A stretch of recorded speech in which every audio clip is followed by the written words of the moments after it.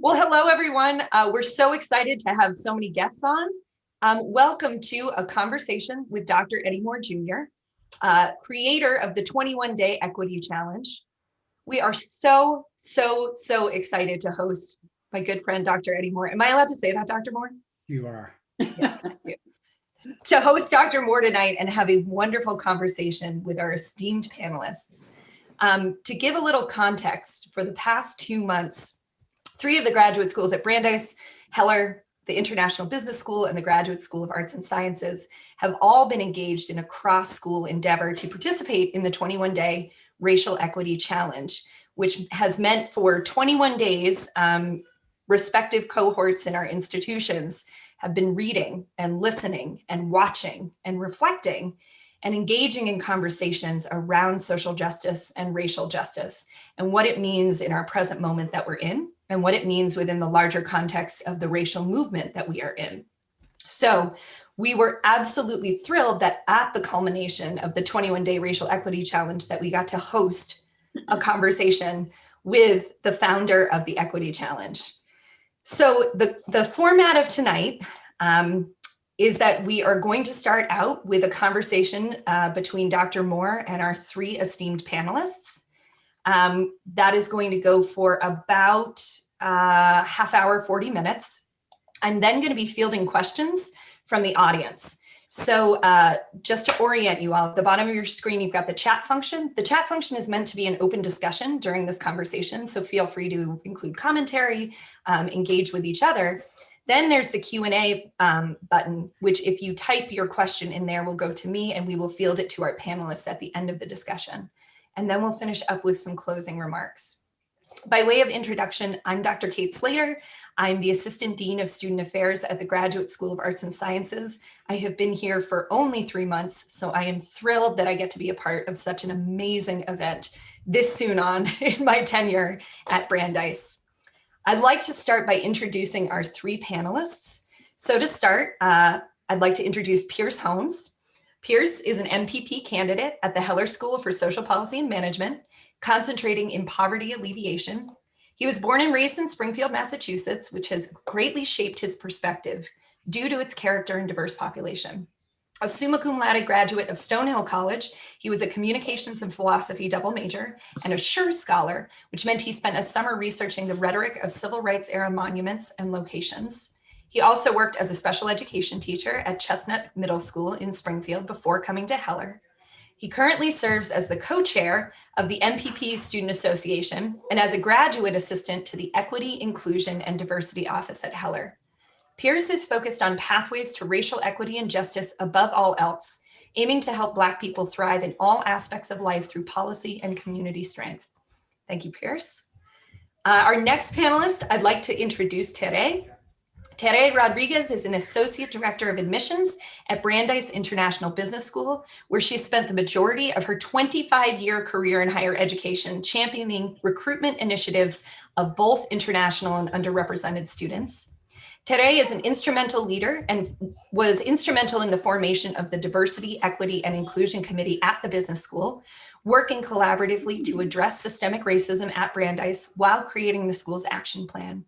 She was unanimously selected by her colleagues at the business school to serve as the inaugural DEI Fellow. Tere is also a graduate student in the Social Impact MBA program at Heller, where she will tailor her concentration to focus on DEI issues in the corporate and nonprofit domains. Tere was born in Guatemala, immigrated to New York City, and pursued her undergraduate studies in the Boston area. She is a resident of Quincy, Massachusetts, where she, her husband, and 2 daughters are active within the local community. I would like to note that both Pierce and Tere participated in the 21-Day Racial Equity Challenge at Heller and were instrumental in creating content and adapting the 21-Day Racial Equity Challenge and bringing new resources and opportunities for listening and viewing to the existing 21-Day Racial Equity Challenge. And last, I'd like to introduce Dr. Barbara Nobles Crawford, Professor of the Practice in Organizational Behavior and Director of Executive and Leadership Coaching for MBA Working Professionals Program, University of North Carolina Kenan-Flagler Business School, and Heller Board of Advisors member, and of course, Heller alumni. Woo-woo. Dr. Nobles Crawford is an award-winning relationship and results-driven executive who has extensive corporate, entrepreneurial, higher education, healthcare, retail, high technology, government, and leadership experience as a consultant and business leader in multinational corporations throughout the US, Latin America, and Europe. Prior to joining Kenan-Flagler, she served as an executive coach and a senior organization development consultant and university associate adjunct professor in the MBA and PA programs at Harvard University. Additionally, she previously served in Massachusetts Governor Deval Patrick's administration as Assistant Secretary of Human Resources, where she was responsible for leading and managing 6 agency human resource directors and the executive office HR staff. As CEO of Nobles Crawford and Partners for almost a decade, Dr. Nobles Crawford worked with international and domestic Fortune 500 corporations, state and federal governments, entrepreneurs, and professional associations on multifaceted initiatives. She earned her PhD from Brandeis University, Master's in Education from University of Virginia, and BA from the University of North Carolina, Greensboro. Dr. Nobles Crawford has completed executive certification programs at Harvard University, University of California, Berkeley, and Duke University. So on behalf of everyone that is on this amazing webinar, I'd love to thank our 3 panelists for being willing to give their time and energy and wisdom. And now I will let Dr. Nobles Crawford introduce the guest of the hour. Thank you very much, Dr. Slater. It is my joy and my privilege to introduce somebody that I call my brother because he really is my brother. I was so excited to get the call from Maria to take advantage of this opportunity. And I would like to do this introduction a little differently than we typically do it. I want to start by telling you about the man and who he is. This is Dr. Eddie Moore. And Dr. Moore, believe it or not, has one of the most wonderful families ever in this great state of Wisconsin. He lives there, and I want to tell you a little bit about what he likes to do. He says he loves to play golf or likes to golf. I don't know how good he is, but he does list that as one of the first things that he's very interested in for you golfers out there. Loves to travel, he plays ping pong, and here's the one that got me. He loves to dive off of diving boards for some reason. You know, that's who he is. Family man, diving board, golfing, etc. And I'll tell you what really makes him interesting to me, because if you really look him up or Google him, you will find that he has a world of quotes. And one of the ones that's projected on his website is this one. In light of the fact that I'm a Heller alum, so I would be remiss if I did not do this quote, and that I'm a Brandeis person, there's this quote that he uses from Black Voices by Winona LaDuke. And it fits, it's so fitting and proper for tonight. There is no social change fairy. Like there's no social change fairy hanging out there. There is only the change that's made by the hands of individuals. And I think that reflects Dr. Moore, you know, sort of as the big capstone. But let me tell you a little bit more about him. So Dr. Eddie Moore has pursued and achieved success not only in academia, but in business, diversity, leadership, community service as well. In 1996, believe me, I'm going to go faster and get to 2021. In 1996, he started America and More, LLC, to provide comprehensive diversity, privilege, and leadership trainings and workshops across America and across the world. Dr. Moore is recognized as one of the nation's top motivational speakers, especially for his work with students K through 16. His interview with Wisconsin Public Radio won him the 2015 Wisconsin Broadcasters Association's Best Interview in Medium Market Radio, first place. And he is featured in the film, If I'm Not a Racist, Am I? I'm Not a Racist, Am I? Dr. Eddie Moore currently serves as director of the Privilege Institute and the National White Privilege Conference, by the way, which I have participated in.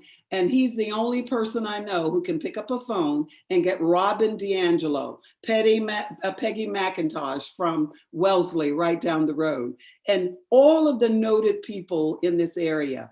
Ibram Kendi, you name it. He can pick up a phone and get people there. So one of the most robust educational conferences on white privilege I have ever attended in my 30, 40 some years of doing this work. He both founded under his direction and provided opportunities and possibilities for research. He's a noted prolific author, many publications, speaking and collaborations by those who are committed to true social and institutional change. If you read his books, if you read his writings, you will see that there's very little tolerance for people who aren't committed to social change, because there's no excuse, as he says.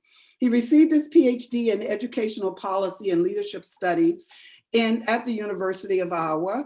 And under his direction and inclusive relationship model, the White Privilege Conference has become one of the top national and international conferences for participants who want to move beyond dialogue and into action around issues of diversity, power, privilege, and leadership.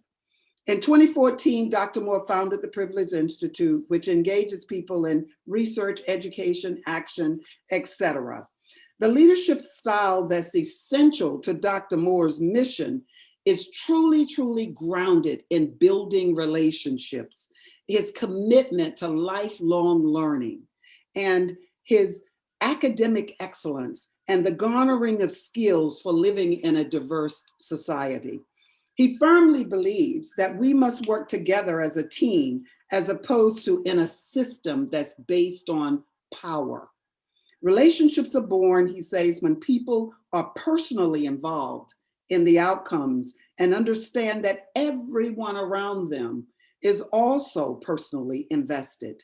Building character is essential, and instilling in students, faculty and staff, administration, community members, organizations, and society the strength to believe in themselves and their ability to impact on others. That to him is very key.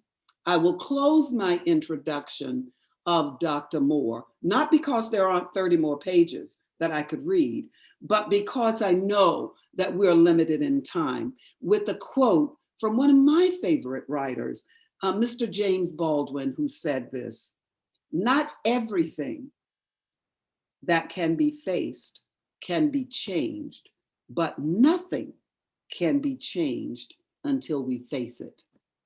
I introduce you to Dr. Eddie Moore.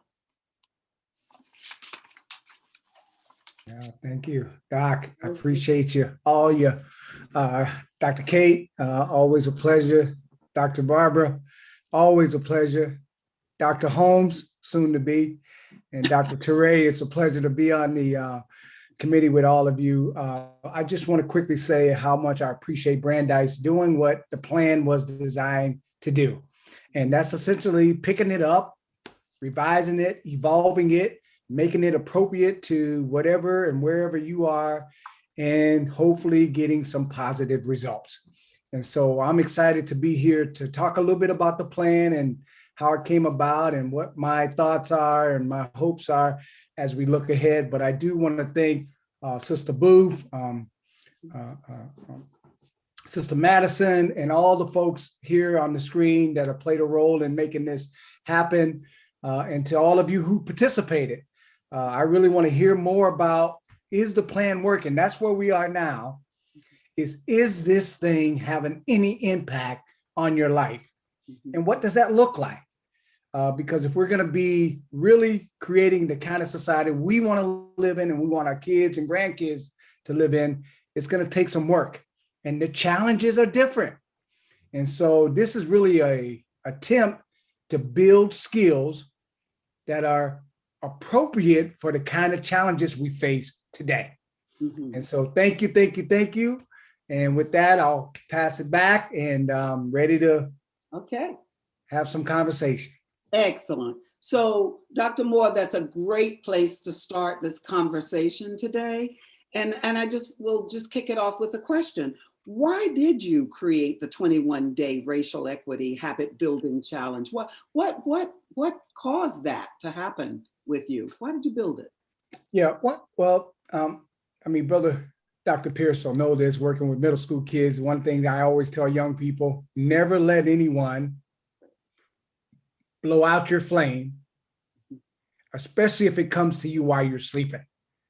So if you get something, some idea, some dream, some thought, don't let anybody take that away from you. This 21-day action plan is something bigger than me. I have to say that. I never imagined anything like this having the kind of impact and taking the kind of, trajectory that it has taken. I originally designed the plan after thinking about how can I get teachers to do stuff after my workshops? Because every workshop, every teacher often would ask, okay, this is great, Doc, but what can we do? What's next? And I used to have a long list. And I used to say to teachers, you need to do something every day for 365 days a year. And over the years saying that, I've had a couple of friends and colleagues who've been a part of a number of my presentations. One of them just said, Eddie, this feels like an overwhelming request. And so that's what got me to thinking, what can I do? What is manageable? What can be something that people could, really use and take home and follow? And that's kind of what I was grappling with, what I was thinking through when the idea of the 21-day action plan, which is, partially connected to the research around building a habit. That's when the idea came to me. And I pitched it to my good friend, Debbie Urban. And Deb and I just really went to work trying to think about what a 21-day action plan would look like. So I always say a Black mind came up with the idea, but diverse people came up with the solutions. And I think that's a real model that we operate by, and the plan has been evolving, but that's kind of how it came about and why it came about, really to build skills, to take action. I think that is just superb because, people they go to conferences, they listen to motivational speakers like yourself, and they do look at each other. It's almost like that chicken, that chick coming out of the eggshell. You've probably seen that poster that says, okay, now what do I do, right? Yeah, and that's so exactly right. What it does, what I love about it is that you don't tell people what those 20-day challenges will be. What you did was provided structure, for them to be able to do it. Just 21 days. Think of something every day. And that freedom and flexibility to be able to determine what that is, you provided sort of the way in which to get them going, to launch them into working on their own individual change. Just superb, absolutely superb. So now you probably, like all of us, during I call them the 3 or 4 pandemics that we've been through, one in particular, beyond COVID, being this whole social injustice movement, the social justice movement, the Floyd and the Taylors and the, Burries, everybody. When you think about what has been going on in 2020, and you think about all of the racial reckoning and, even a new administration that has just hit the new platform in Washington, when you think about the increase in what I call hate crimes, and you think about the meanness, you think about, what was it? What was the date again? Was it January. February 6th, the day of reckoning, at the Capitol? And you think about all of those visions and images and the language and the words that were used. As you think about that, how do you see these pandemics fitting into what I would say the current moment as it relates to the work that you are advocating and that you do? Yeah, when I think about January 6th, the reckoning or insurrection and all the things leading up to that, 2020 has been a year of just quite a number of things when it comes to, how people are feeling, what people are thinking, what people are dealing with, what people are facing, past, present, and future. as it relates to social justice, racial justice, white supremacy, whatever the words are you're using. I mean, we've not only had one heck of a year, I mean, it's been a heck of a century, in fact. I mean, think about it. We're really in the first 10 years of the 21st century. And so after the 20th century, I mean, just think about the number of people that died so we can even be on this screen. So we could just be here today. And now here we are 10 years into the 21st century, which I think we can all somewhat believe that things would have been a little bit farther along. And this year, January 6th, especially, I think it's somewhat a wake-up call to all of us to really think about where are we now? 10 years in to the 21st century, where are we now? And what I'm thinking about with my work, and particularly the 21-day action plan, is we need different skills when it comes to the work of social justice, racial justice. I sometimes feel frustrated that people in 2021 are still using 1981 skills. That in 2021, they're still operating in a mindset that's 1981. Again, not saying that that's all bad. There are some good things in those years of the 20th century that happened and folks went through, folks sacrificed so that we can be here. But I think what, for example, white supremacy and white supremacist groups look like in 2021 are very different than what they looked like in 1981, 1961. And over these next 25 years, I mean, Brandeis, I mean, Harvard or University of Iowa, I mean, pick a university, we're going to be still facing these kind of challenges. And what I'm hoping the 21-day action plan does is it gives people opportunities to build skills. Here's what I'm asking, is we add rigor to the work of diversity. That it's been too easy for people to say they're down with diversity. Too easy for people to be accepted or believed that they're down with diversity. And what I've been having some frustrations with and feeling is too many people are saying, yeah, I believe in diversity. Yeah, I'm down with diversity. Yet the gaps, the disparities, the inequities are getting wider. And so what I'm hoping the 21-day action plan does is if you say you're down with diversity, you now have proof of the work you're doing. You have evidence. There's rigor in your commitment to the work. And I think we should be modeling that, and we should be asking that of the people in our circle of power and friendships groups. Now, again, there are going to be some folks we can't control. As I always say, there's some pancakes you'll never flip over. So we could talk about that a little bit later about the resistance. But right now, the 21-day action plan is for those of us who are down with the work. We should be doing the work with some rigor and expect that same kind of rigor from the people in our circle of influence. So over these next 25 years, we're not just talking about diversity or talking about anti-racism. We're being about diversity. We're being about anti-racism, and we have some proof of the things that we're doing. And we're asking just one thing a day, one thing a day. So that's a little bit of what I'm hoping for in this time, especially over these next 25 years as it relates to the challenges ahead of us and the 21-day action plan. Wow. You know, before I turn it over to Dr. Rodriguez, you know what you've just done for me, Dr. Moore? That's a vision, right? That's a true strategic vision. Imagine the day when we can walk up to each other, grocery store, classroom, wherever, and say, how are you doing on your 21 day? Where are you on your 21 day? And everybody will know what we're talking about, right? And they'll just jump in and say, you know, I'm working on this today. This is where I am. Imagine that.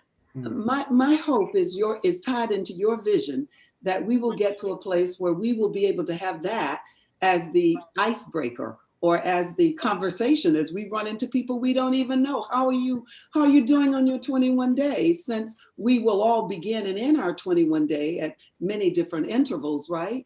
But just to be able to imagine that, visualize that, you know, how are you on your 21 day? What are you doing? How is it going? Excellent. Yeah. All right. So I don't know, Dr. Rodriguez. Yes.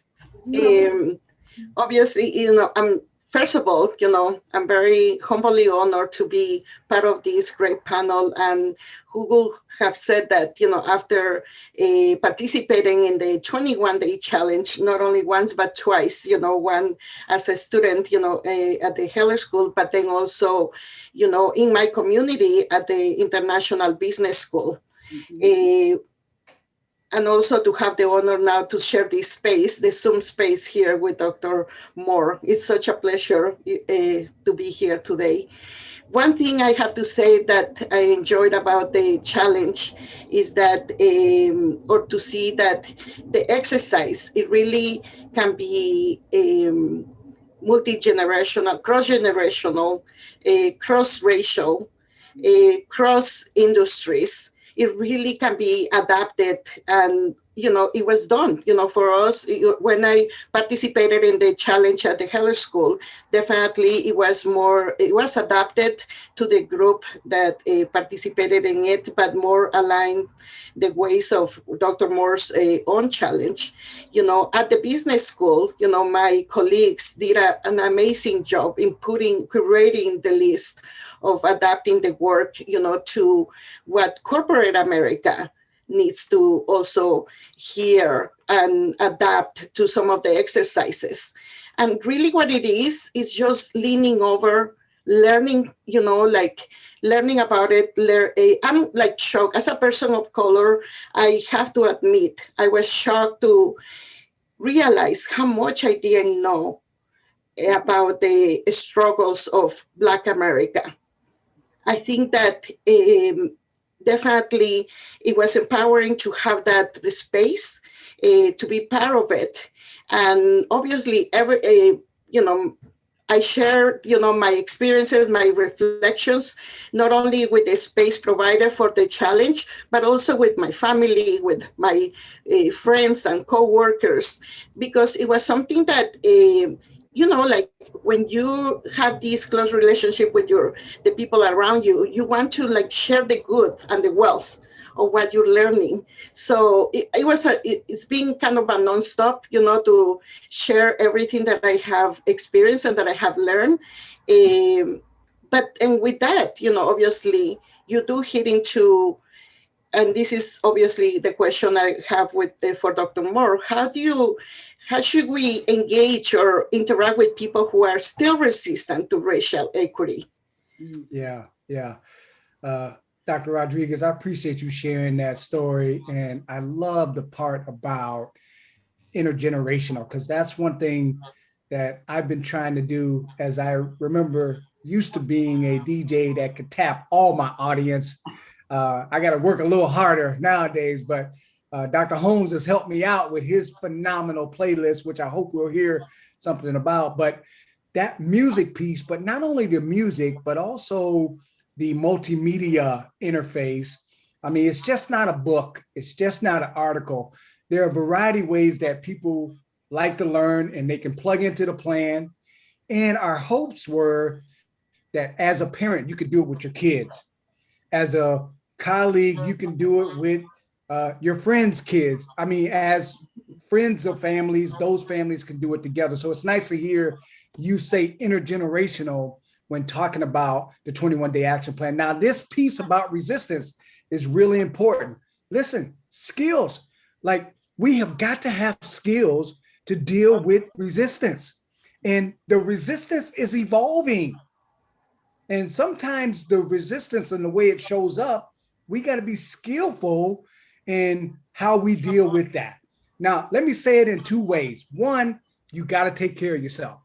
It's not healthy to always be fighting, right? My motto, as I said earlier, there are some pancakes you'll never flip over, okay?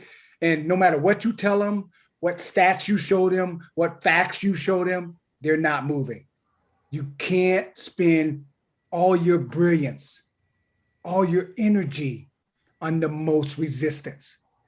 And that, if you do, that takes away, that drains you, that tires you out, that really wears you down. And so I think it's really important to make sure when dealing with resistance, number one, understand some folks, some pancakes aren't going to flip, no matter what you do. Number two, don't give them most your brilliance, most your energy. Sometimes that's part of their tactic, is to sap you dry, so to speak. And so I think it's really important to notice if someone's really inquiring just to exhaust you, or if they're really not sure and they're worth, making some of that effort. And I'm up for a good fight any day when it comes to this work.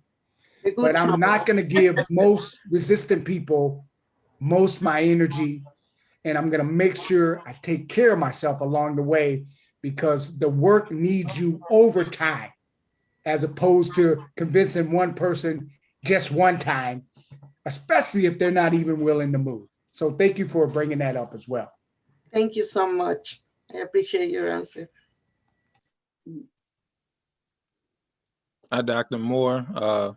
First, I wanted to thank everybody who's on the call, my fellow panelists, you and everybody, all the attendees, and a special shout out, especially to all of the women of color, specifically Dr. Madison, Tanika, and Tere, who really helped make this happen and made this possible. I really don't think that work should go understated, and I'd be remiss if I didn't mention that myself. As for my question, I was actually thinking about this a lot this week, because as you know, we're supposed to have a question written and prepared, but like most things, I decided to just make one up when I got here after listening to you and everybody talk. But I guess my question is, obviously this is such a foundational tool in many ways, in that it starts to build people's awareness of these different systems of oppression and how many different microaggressions and little instances can really wear on people of color and can really make these systems operate in such a racist way, which is generally not aberrational, as many of us know. It's how they were intended to function.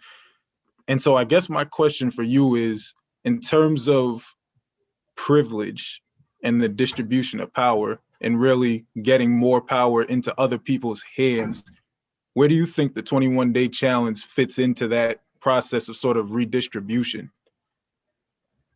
Yeah, it's a good question, Dr. Holmes. As we think about the 21-day action plan, one of the things we've been thinking about is really this next level of the work, because I think the plan really was a real attempt to get people started, a real entry level effort. And I feel like over these last, as I mentioned, let's just say 25 years, 50 years even, we've seen some real progress around these issues in reference to getting people at least even willing to engage. But I do think what you're talking about, some are talking about reparations in reference to some of that distribution and leveling the playing field. Some people are talking about taxation in reference to that. My good friend, Dr. Derek Hamilton, is talking about baby bonds and getting started in the way. So I think there's some ideas out there. For me, I think, again, I think it's such a teacher coach framework that I think that two things that I'm looking at is Black capital, Black wealth, but just fiscal literacy is really trying to turn towards using the plan as a way to get, especially young people, learning about avenues of power and privilege, of access, ways of building your own wealth and capital. I mean, I think that we come from an entrepreneur kind of background, an entrepreneurial spirit, but often there's an absence of how to produce capital, how to expand capital, how to invest capital. And so one of the things I've been thinking about is really, trying to use the 21-day action plan as a way to think about building skills, building competencies around fiscal literacy. And then I think the other thing is, I always say at the White Privilege Conference to our audience, because most people think it's for white people, but it's a conference that really expands the conversation around privilege. But, there are some white folks there, and we know, y'all know, there, Brandeis and the East Coast, the wealth disparities are gaping there. And I don't know the number of, MDs, PhDs, MBAs that Brandeis is producing, but I'm assuming there are a lot of white ones coming out of there. And what we're saying to white people is having privilege is not a bad thing, right? Don't give up your inheritance. No, I mean, get it and do good things with it. So part of the real, I think, strategy that I'm really bringing forth is literacy, competency, but also really some awareness, some ways of doing power and privilege that are more anti-racist, that are more inclusive, particularly when it comes to white people who in America still have a level of access that is just not given to other populations of people. Not to shame and blame because of that, but to hopefully inspire some change, some ways of doing it differently. And so that's some of my response to that one, which I think is a real powerful question that'll have me thinking into the night. I got some more things to make you think, so I got a follow-up for you while we're on the topic. But I also did want to make a side note. I didn't say, when I was mentioning the wonderful women of color on this call, I did not say Dr. Nobles Crawford, and that was an oversight on my part at the time. So let me make sure, because she is an amazing person that I only just got to know last week, and her amazing work should not go understated either. But my follow-up question is, teaching people to build wealth and really accrue money and sustain themselves in a system that's actively built to work against them is very difficult. And so what do you think the path forwards is, as far as either changing the system, reworking the whole damn thing and making it something new, or finding better ways to support ourselves and our communities within that? Yeah, I mean, I think it may have to be, as we've always been, multi-purpose and multi-dimensional and possibly interdisciplinary in reference to that effort. I mean, all the things that you talked about, all the three things that you mentioned, I think may be necessary. But it's a really important point that you make, that this system, some do say, could be unhealthy. Like the flat out pursuit of capital, the flat out pursuit of wealth is not a healthy formula. Yet we also know that so many people never even get out of the gates. I mean, it was 30 something before I even knew what a mutual fund was, an ETF, an IPO, right? That's just too much time. That's just a gap that we just can't allow for the 21st century. And then I think the other part, though, is I think we do have a chance in this time, as we see these gaping disparities may not close under our watch, but can we impact people who will be on the positive side of those disparities? If you're white and you're getting the rewards of white supremacy, of this narrow systemic design, can you do good things with that? If you have a lot, why don't you do a lot? And so that's another piece that I want to add to that. But yeah, to me, I think those things are not one you have to pick one from. At times you may have to do two of them, or take all three of them at once, or maybe one at a time. But I do like the way you put it in that kind of those three categories. And that's what I'm thinking about. I just have to mention The Black Tax, which is one of the books that's really been motivating me. Sean Rochester's work around, again, I'm not looking for a handout, right? I'm just trying to build competency. I'm just trying to, now knowing wealth, capital, understanding that and building towards that. And that's something that I didn't get at 12, at 10. And I don't want any kid coming from the neighborhoods I came from getting to college and not having a mutual fund. The only thing I knew I had to do is put my money in the bank and write a check. That's limited. That's narrow. And I think that's part of what is fueling me and exciting me about the possibilities of the next 25 years of doing the work, and possibly using the 21-day action plan as part of that knowledge building, that skill building. That is what's exciting me about the 21-day challenge. And as always, I did it as a family with our sons, the 21-day challenge. And it's amazing what we can learn as adults from our children about that as well. And, you know, as we're trying to inspire, we get to learn their thinking around that, which goes beyond the social justice issues. It goes to the economic issues. It goes to the educational issues. I'm trying to work my way up to a question to you, Dr. Moore, to sort of illuminate for us. You know, there's this debate or this conversation that's going on now with all of the social reckoning that's happening, where people are talking about, you know, I really don't know what to do, you know, but I'll tell you what, my heart's in the right place, to the point that you made when you were in your opening comments about, you know, people who have come on this ride with us to try to move to the next place. Talk a little bit about the difference between intent and impact.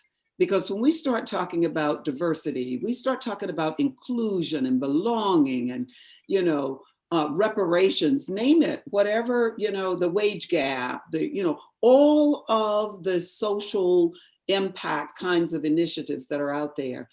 How do we get from intent with people who are well-intentioned as they think about the 21-day plan to people who are focused on making a difference and having an impact?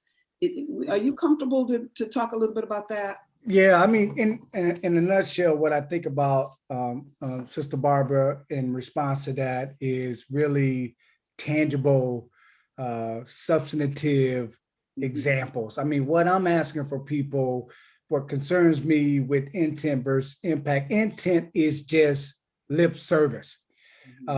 In the way that I look at it in reference to the 21-day action plan. Now, not talking about it in reference to an incident like a microaggression that Pierce was mentioning earlier. I mean, I think we got to look at that differently. If someone does something and they don't mean to do it, but it still causes injury. I mean, I can get to that, but I'm talking about from the action plan standpoint, intent is just lip service. I feel like too many people are getting free passes. They get to say, I believe in diversity. But they are never challenged to show any evidence of that. And even if there is evidence, it's superficial. Oh, I have a Black friend. Oh, I got class with that, you know, and they can't even pronounce the person's last name, right? Or my cousin's uncle married or I went to Jamaica. Oh, they treat me so nice. So they treat me so well, right? Like these superficial acknowledgments, evidence. And what I'm saying is what we need is rigor. This is where impact happens. We know that you can't have growth if you don't have discomfort. What makes the 21-day action plan work is it's 21 days in a row and it's rigor. It's challenging. And so that's really what the goal is there in reference to thinking about it in intent, impact. Let's not just let people talk about diversity. Let's challenge them to be about diversity. And so that's what I'm hoping, that's what I'm wanting folks to get out of that. And I just have to mention something about capital, because I saw a little something in the chat there, because it's an important point about, is capitalism the answer? Now, this is just how I see it, particularly in the work I've done around Black Wall Street, just getting to learn more about that, or Rosewood, and like I said, Sean Rochester's work. I mean, Black people always made capital, always generated capital. We're entrepreneurial. We're business owners, right? I mean, we just didn't do the kind of harmful things with capital. I mean, we didn't often have capital manifested in the way that we sometimes see capital manifested today. So I'm not selling out for capital, but I am saying, I think for some of the things that we're going to need in our communities, we got to have resources. And that one of my goals is to assist with young people being part of understanding and working towards generating them resources, those resources themselves, by partly having some competency around the kind of opportunities that they're going to have, like Dr. Pierce is going to have, Dr. Holmes is going to have in the next 10 years on the track he's in. I mean, we all know he's going to be sitting somewhere doing something pretty big with Brandeis on his resume and all the other things that are coming, right? And what I know is when I graduated with my master's degree, PhD, I was just learning about investment. And so what I'm trying to do now is saying, can we push that ahead 20 years? And so what would be the results if you're saving now, bro? If you're buying Bitcoin now, what could you do? What we do know is if you bought Bitcoin 10 years ago with $100, it'd be worth 5 million today. Now, is that selling out the capital? To me, what I think that is some awareness around fiscal literacy to market. Not to say you got to get involved with it, but I think I can do a lot for my community with 5 million.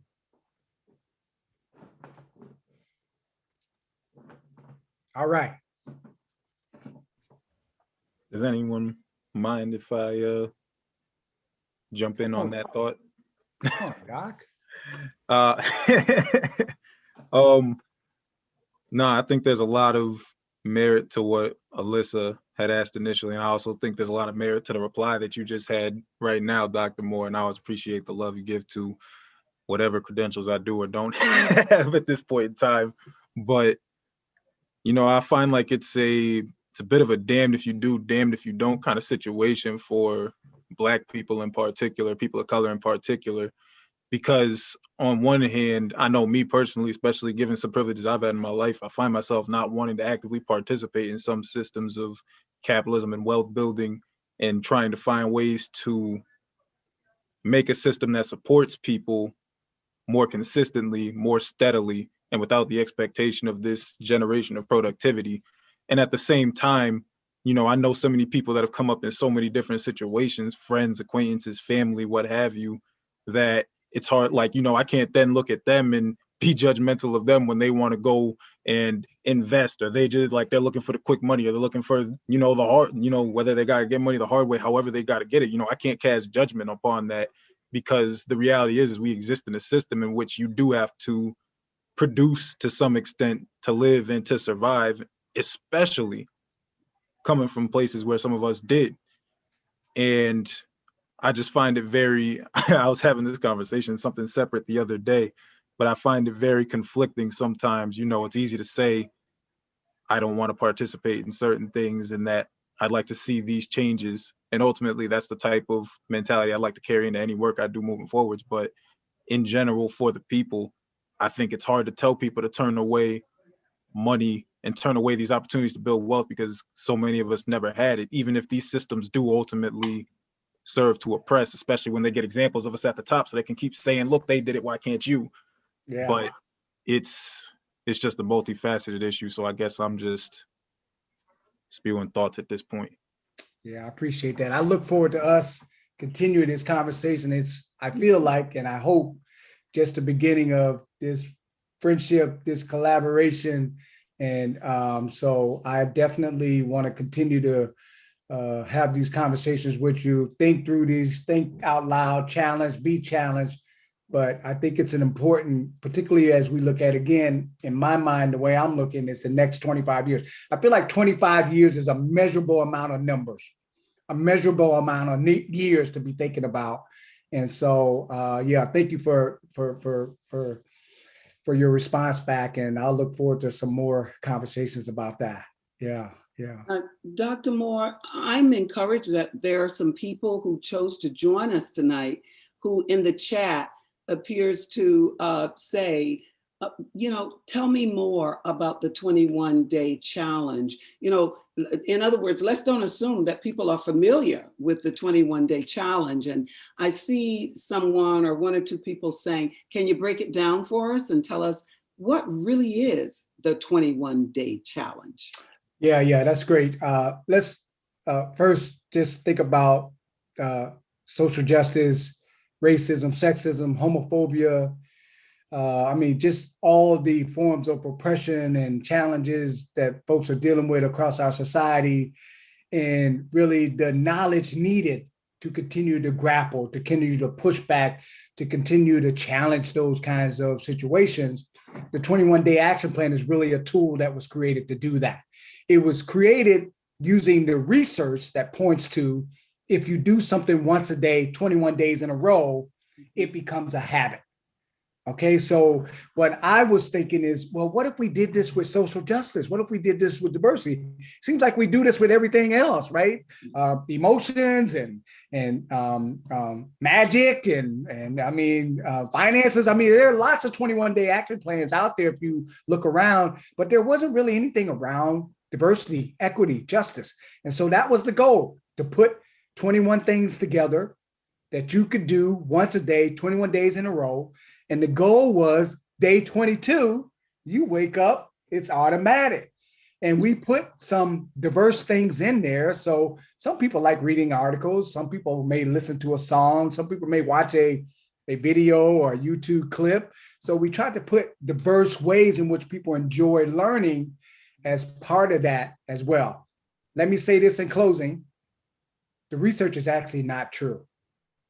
We now know that it takes 66 days to build a habit. So now what we're saying is the 21-day action plan is actually just a way to get started. Now you think about it, diet, exercise, mountain climbing, running a marathon, cooking a meal. I mean, you think about all the things we take on that we want to do better and the ways we get started. That's the goal around racial justice, social justice, to let people know that when you see something out, whatever, go down in your community, at your school, that there's no reason why you can't now get started. And for those of us who are doing the work, I think too many practitioners around diversity, they've read great books, they've written great books even, but have they put 66 days together? Have they really practiced the discipline of becoming anti-racist? And so that's part of what I'm hoping now, next level. And for those who have, is it working? What's changing? What's the impact? And so to really talk about what Sister Barbara said, you go to Starbucks and they say, hey, what are you drinking? And what day are you on? Right? Be nice if Starbucks had some 21-day action cups, right? You remember that day they were trying to think about some diversity conversations with their baristas? You remember that back in the day? So I'm trying to get them to maybe, just chip in. I think, hey, imagine if people, again, just did one thing a day so that when the next thing goes down, it's not if it's going to happen in America, it's when is it going to happen? That people, when it goes down, people now have better skills to be able to say, Pierce, how are you doing, right? I mean, what's going on? Tell me what you're thinking. Where now, I mean, people don't even want to look you in the eye when something goes down because they're afraid that you're going to look at them like they're racist, that they're part of the problem. And I mean, it's just too much fracture, too much inexperience, too much lack of constructive conversation. And so the goal here is to really build those skills with the 21-day action plan. That's the goal here. And to really give people opportunities, encourage people to form opportunities to have those conversations, whether it's with their family, their spouses, their friends, so on and so forth. That's the 21-day action plan. I'm sorry. Go ahead, Dr. Rodriguez. Yes, I wanted, as obviously somebody who did it unintentionally on back-to-back, 2 months in a row, the beginning of this year. I would want to add that, it's definitely a very powerful tool, but it is a space to reckoning with moments of uncomfort, even with your own way of being or how you have behaved. Like really, it's just a process of looking closer on how your way of thinking and even the level of knowledge that you might be lacking on how to apply these techniques in your daily life as a professional, as a parent, as a community member. But aside from that, on a highlight, it's also a space to acknowledge the great contributions and the positive highlights of different cultures, especially for the ones we did for Black America. One of the things that I appreciated the most, and obviously to give credit to Pierce here, he, prepared this powerful playlist that it just added another level to the exercise. Appreciating the positive and great contributions from Black America in this country. So definitely that, you also take advantage of that. Excellent. I'm really excited. I know we have some questions in the chat room. I just want to kick off one thing about the educational skill building component to the 21-day program.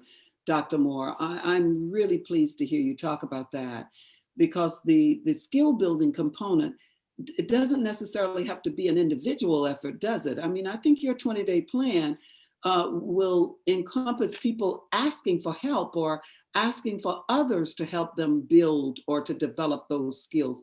That could be one of the goals of the day, could it not? To be able to reach out to someone else to say, help me with this, right? In terms of your skill building. Yeah, and I mean, a lot of what we heard, especially after, things like the insurrection or Breonna Taylor or Ahmaud Arbery, particularly from folks of color, I'm tired of you asking me. I'm tired of telling you what to do. I'm sick and tired of being the well that you keep pumping from, right? Do some stuff first, and then let's have some conversation. So this is one of those things. Number one, you can say to folks, talk to the hand, try to plan, and then we'll talk, right? Like, let's give people something that they can do. Also, if you got some folks, this is what I'm saying to people who do the work, right? That we should be gathering a little bit to process too, because it's not healthy to carry some of those things around. Lastly, it doesn't have to be an incident. I mean, it could just be part of the growing. It's almost like what we see at Google, right? Like, it's not that the problem exists now. They're already thinking about what if the problem comes, right? It's already just having good people with good ideas, having some conversation and maybe generating some solutions or just building relationship. I think that's the other thing that's also a good, end goal of the tool is when you participate with a group of people, the relationships get better. If you really come in and everybody get a chance to share, agree to disagree, all those kinds of things with some parameters, I mean, it can be a real relationship building opportunity as well. I have a few questions from the Q&A, as well as some that were submitted beforehand. So if you're okay with it, Dr. Moore, I will send you a few, and then I can open it up to the panelists as well if they'd like to weigh in. So the first question that came in is, please address the difficulty of using privilege to do good things without abusing privilege in choosing which good things to do. Yeah, again, I think it's based on where you are. I need to know how rich are you? I mean, if you want to get down to it, I can tell me what you got in the bank account, where you are, what you can do, how much you can give back. So sometimes it may require those kind of specifics, depending on the resources you have. But I do think, again, what we try to say at the Privilege Institute is if you have a lot, you should do a lot. The amount in which you have in excess is what we're asking you give back to society. And that doesn't always have to be resources. Sometimes it could be time. It can be just, I don't know if y'all are anything like me, but sometimes I look at my closet and think, what am I doing with all of this? What do I need with all of this? Right? That's just a lot. Right? And I should give some of that. Right? So those are the kind of things I just want y'all to know. Even Dr. Diversity is exploring that, working on that myself.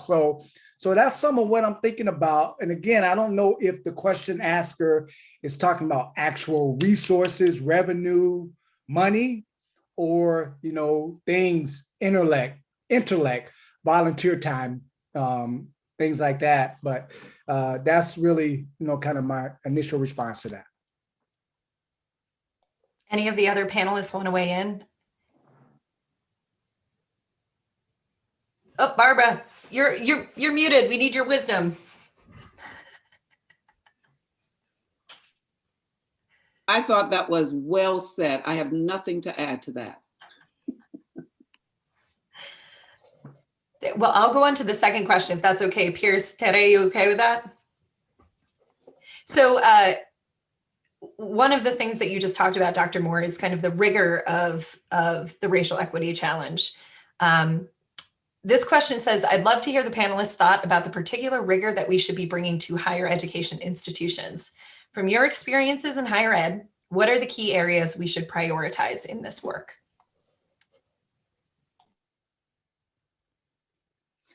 I want to let one of my panelists, friends, colleagues start. I don't have to start every time, so I can definitely share the mic. So anyone want to start in reference to higher ed, rigor, where you should start? I hope can you hear me? That's first. I think the most basic rigor would be to look around, just do what I call an observational study real quickly and look at who is represented among and within your group, whatever that group is in higher ed. So just do an eyeball, look around. Ask yourself, to what extent, are we actually living the diversity, the inclusion that we are talking about and that we espouse or that we see as our vision for this place, right? As Gandhi said, be the change that you want to see. Do the things that you want to see. So if you look around and you see that you're operating in a non-diverse environment or a limited one, take that challenge. Let that be one of your 21-day challenges, is to figure out how can you re-engineer the process, the system, to be able to bring more of the diversity in every sense of the word into higher education, whatever you do. So if you are an admissions counselor, if you are a recruiter, if you are a professor, if you are an executive assistant, if you are a librarian, whatever you're doing, where and how can you make the difference from where you sit? Dr. Moore has talked about some bigger global kinds of things. And I think he's done a great job of talking about what each of us can do as individuals. So I say, start from within, start from where you are and build out and make those systems, right, as real and diverse as you can. Every decision that you make, think about, am I thinking diversity in the truest sense, so that we can have impact here and not just keep talking about the intent that we have, but to be able to see it. I think that there is a quote. I do want to say this. My younger niece told me about this. If I want to see it to be it. You get that? I want to see it to be it. So those models, those examples to become real. I think I just wanted to add to what Dr. Noble said. I think that taking, obviously your own power, your position of power, be encouraged, to speak up, contribute in little ways. You cannot, it's easy to discourage yourself, but little things can have a great impact. So from your own, any role that you might have, any representation that you will have in a room, at a meeting, in a community, just share, I think this is the time, there is no greater time than right now, 2021. I think that with what we have gone through in the past, obviously, has been a lot of drama and also pain. But at the same time, we need to look for those silver linings we have a great platform right now to raise our voices and to speak up. Even though we might think that we don't have anything to contribute, even, like, I think the silence, keeping silence is actually a big, like, error, keeping silence because you might think that you don't create impact. I think that just try it, just risk it. Wow, powerful. I'm just going to say two quick things. One, Dr. Rodriguez said, I always say to young people, the best friend they hate has is silence. Sometimes just voice is hard for people to inject into the conversation, into the situation. But I think that's so important. Last thing I'll say is I think Kendi has done a great job in talking about anti-racism. I know there's some pushback around that, but I think this is a term that's resurging, that's coming back. I mean, we got to give credit to Bell Hooks and Angela Davis. I mean, those sisters were out there pushing this and really trying to bring this conversation forward years ago. But now that Kendi has brought it back somewhat into the mainstream, it does give a rigorous opportunity because he talks about persistent, constant, regular. I mean, it's a behavior pattern. It's a state of mind. And we all stumble, we all fall. But I think being anti-racist, becoming anti-racist, because you don't get there. Don't say you are anti-racist, okay? You don't get there. He's clear about that. It's a journey. And I think that presents a real opportunity for rigor to come into the work, because really every day you got to wake up and do self-awareness, self-criticism, self-examination, persistent, constant, regular. I'm so glad you said that. And you brought up Kendi's work, because one of the things in my work with him that I have learned a lot is that as it relates to Brandeis in particular, and Heller more specifically, we pride ourselves at the Heller School on social policy, on policy, across the broadest multifaceted spectrum you can think of, right? Everything from employment to health to criminal justice to, women's rights, you name it, we do it. And what Kendi talks about is making sure that, what are one of the ways, I'm trying to put this back in the context of the 21 day, what could one of the actions be? Is let's take a look at our policies. Let's take a look at our, the rules of the road that we have and check them out and see if perhaps they might be limiting, or they might be racist in nature, or they may have overtones, of overusing power, as Dr. Rodriguez was just talking about. So there are some things really, really significant, small scale things that we can do in what we do in higher ed every day. Start by looking at those things that govern us, right? To clean those things up, right? Does that make sense? Okay. That's good. I just wanted to chime in on this third question that we received, which is asking, terms such as diversity, equity, inclusion are often used interchangeably, but the rigor we desire would ask for a definition and differentiation of the terms, as well as how they're relatable, even interdependent. Please comment. So this is probably to some extent influenced by plenty of random nonsense I read, so I hope this isn't 100% plagiarism or something. But in my estimation, when I hear it, at the baseline, I think diversity is about, first of all, who's here, who's not here. That's just the baseline. We got to get it. You got to get as many different types of people in the room as possible, and whatever the space is. When we're talking about equity, we're talking about making sure that everybody has the supports in place necessary that they need based on their intersectional identities to succeed and thrive in whatever the space is. And then when we're talking about inclusion, to me, we're talking about not this surface level, you get to be in this particular role that only has very superficial room for addressing certain concerns. I feel like we're talking about really including people at the high up decision-making processes that'll influence how things manifest, not only for them in their position, but also for everybody sharing that identity and everybody else in that space in general. And I feel like these are necessarily interdependent, because if you don't have the diverse representation in these positions, then it's going to be hard. Then you can't say you have inclusion because you haven't even included those voices, in your conversation. And you also, you can't have these things without equity, because if you don't have the population there, then clearly there's no equity. I feel like there's any number of things that could be said about this, quite frankly, so I'm going to not say them all.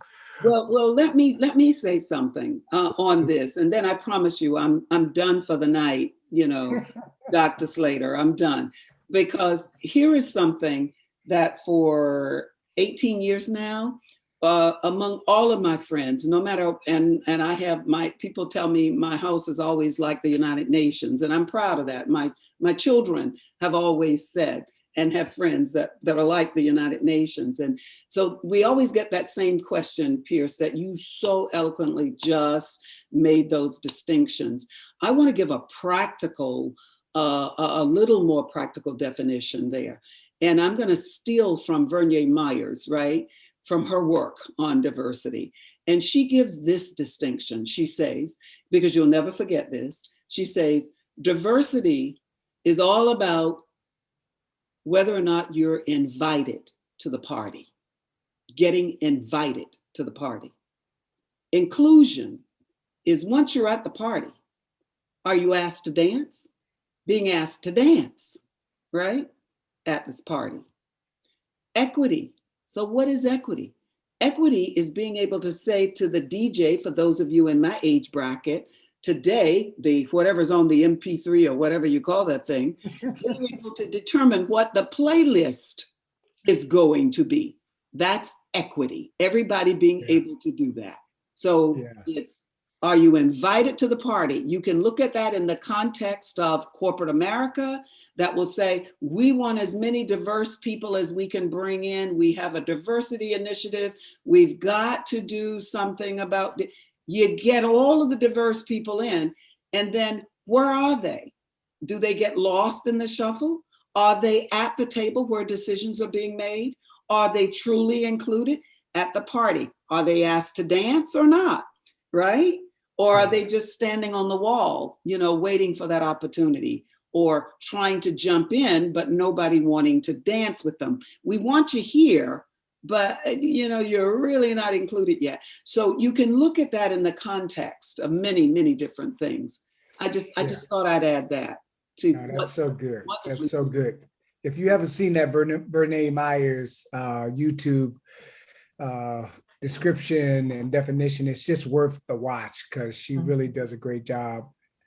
Sister Barbara summarized it better than I've seen in a while. But Pierce, Dr. Holmes, you're right on. And the question, I like that question. I want to add this, because this is why I'm blessed. One other idea that came to me in my sleep was the White Privilege Conference. And part of it was really what I call CrossFit diversity.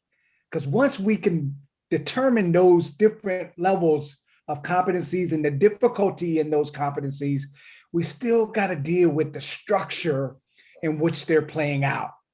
I mean, how did these gaping disparities get here? How did whiteness and the belief in white being the best, supreme, fuel the decisions and the people making those decisions? And can we really chip at that as we continue to understand these different levels in which these terms play out? We have got to be gathering also to talk about this structural design. And so that's the only thing I wanted to just partner with that, because I think that question about really having some clarity about the different levels of rigor, it's almost like climbing the ladder, so to speak. I mean, it just gets tougher to go higher up and look down and see how far up you are. Just using that metaphorically, if you fear heights, so to speak. But whatever that is that brings rigor in your life, that's really what the 21-day action plan was attempting to do, continues to try to do, is to make those of us who are doing this work do some work. That you don't just get to say, I'm a believer in diversity because you're diverse, or you have a Black friend, or you went to blah, blah, blah, blah. That your evidence is concrete, substantive, and it has rigor. It seems incredibly unfair to put me in the position of being a timekeeper right now. This is really a no-win. But I'm going to finish with one question that I'd love all the panelists to answer, starting with Dr. Moore, hopefully. So given everything that we've talked about tonight, levels of rigor in higher education, the urgency of this, this kind of work, and given the moment and the movement that we're in, the 4 pandemics, as you put it, Dr. Nobles-Crawford, what does this mean for Brandeis? What do we do next? Yeah, well, I hear rumors of Brandeis really thinking about the 21-day action plan at another level in the institution. So I think this partners well with what Dr. Rodriguez was saying. What if you got some folks who don't even want to be at the party? So I think you really got to think about this in a 2-pronged approach. For those who are willing to come to the party and do all the things we talked about around what happens at that party, and really challenging them at another level. But the real work, I think, for Brandeis and what we're seeing across the nation is a rise in resistance, a rise in a belief, in fact, a bold articulation of white supremacy.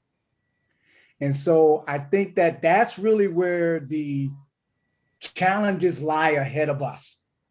And so I would really encourage Brandeis to keep being creative, keep being bold, and really declaring that this is who we are. If you come here, this is what happens to you.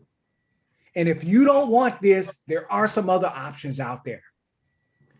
And as you're preparing that new wave of folks coming out of the Heller School and other programs, that you prepare them for the kind of resistance that they're going to face, because the resistance is real when you're doing this work. And so that's some of what I would say in my closing remarks to Brandeis.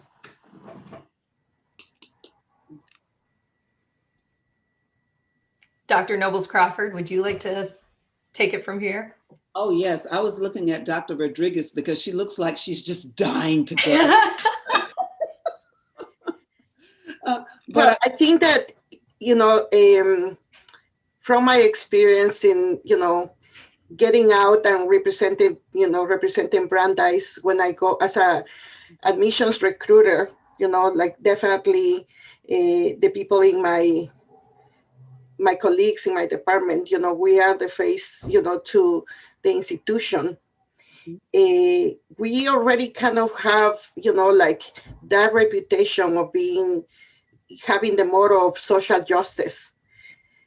But we don't want to just, appear, like that we're on the game, We want to really just continue the work.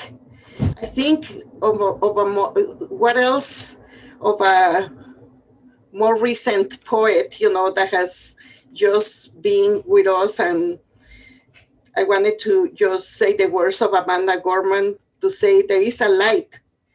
If only we're brave enough to see it. If only we're brave enough to be it. Doing, walking the walk.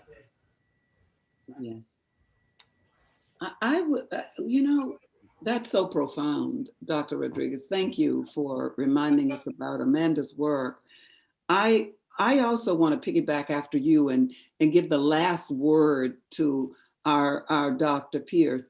I would like to say that, Brandeis, one of the reasons I decided to come, because Brandeis was founded under this principle, right? Social justice, that's what, and I know we are about that in the Heller School.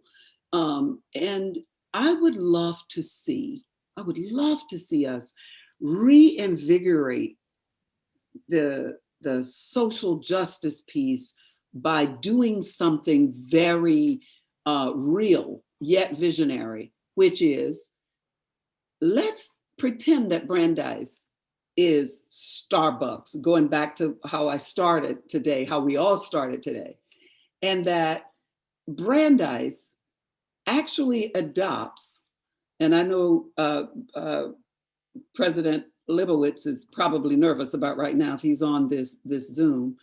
We won't be able to afford to do cups in the student union. We used to call it the student union. I don't know what we call it anymore. But what I'd love to see us do is to be able to, as we walk throughout the campus, as I go to my board, the next board meeting at Heller, as I'm on the campus working with a graduate student, just meeting with them, I want somebody to stop me or say to me in the course of conversation, how you doing on your 21 day, Barbara? How are you doing on your, I would love to see us reinvigorate our social justice foothold that we have always had, and try this 21 day, move beyond the business school, the Graduate School of Arts and Sciences, the Heller School, and make it a Brandeis thing. Wouldn't that be great to see that happening as a start? So that's what I would love to see. And I give the floor to my brother, Dr. Pierce Holmes. Thank you, Dr. Nobles Crawford, for the thought-provoking and inspiring words. Actually, it really means a lot to hear those from somebody of your position and stature. I guess for me, what does this mean for the Brandeis community moving forwards? This is, this the next lap in the race. This the baton being passed on forwards and continuing to progress. This is certainly no end point, nor is it a start point, because this work was started by people long before some of us were here. And so it would be ridiculous to claim that this is some sort of start, or that we're the, we're the founders of this, so to speak. These efforts have been going on for so long just in the Brandeis community. And I think it's important that, and I know some of my classmates, who I think some of are still here, they've been continuing to do this work. We're continuing to do this work collectively. So what I think this means for Brandeis in this present tense is, we had everything that happened last year, things that will continue to happen. And this challenge is another way of sort of throwing down a gauntlet and saying, all right, let's keep doing this. We got to keep up the fight. There's no reason that people should be resting on whatever perceived laurels they have at this point, because there's so much work to do. And that goes for everybody, whether you're a novice in this field or whether you're somebody like Dr. Moore, Dr. Nobles Crawford, who's something of an expert and clearly extremely distinguished in this work. There's so much work left for all of us to do and so many angles from which to do it. And so I just think we all need to really just get on board. I think that's the biggest thing it says, is to the Brandeis community, get on board, because this is where we're going. You can get with us or get without us. It don't really matter. Thank you so much to every single panelist who has been here. It's amazing to get to be a part of this panel. It's amazing to just sit back and hear your experiences and your wisdom. I think a lot about, having just came here to Brandeis 3 months ago, about, I think it's the tagline of the Washington Post, which is democracy dies in darkness. I think a lot about social justice dies with inertia. And so this cannot be the last conversation of the semester, shouldn't even be the last conversation of the week. And so the challenge to everyone here is, just like Dr. Moore said, where do you go in your circles of influence? Where do you go to hold yourselves and other people accountable for this movement that we're a part of? So I want to thank Pierce. I want to thank Tere. I want to thank Barbara Nobles Crawford. I'd like to thank Dr. Madison and Tanika Booth at Heller, who made this happen. And of course, our colleagues at the International Business School, Kate Goldfield and Gretchen Heislip. I am so excited this conversation happened. And of course, thank you, Dr. Eddie Moore Jr., for joining us. We are so excited that you came, and we hope that this is the start of a wonderful relationship. And to everyone who's on this call, do the work.